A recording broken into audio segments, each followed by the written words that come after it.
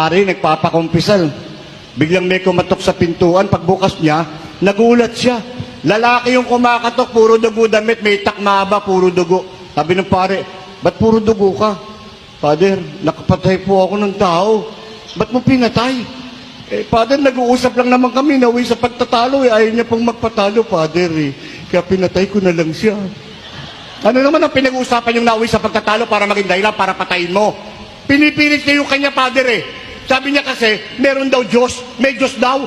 Sabi ko sa kanya, walang Diyos, wala. Pinipilit niya talaga ako, Father. May Diyos nga, may Diyos. Sabi ko, wala nga. Ayaw niyang tumigil, Father. Pinatay ko na lang siya. Ikaw, Father. Naniniwala ka bang may Diyos? Sabi nung pare, dati.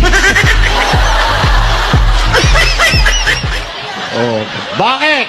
Kung sa inyo nakatutok yung palakol, maninindigan kayo? Ha? Kahit ako sabihin ko, chismis lang yan.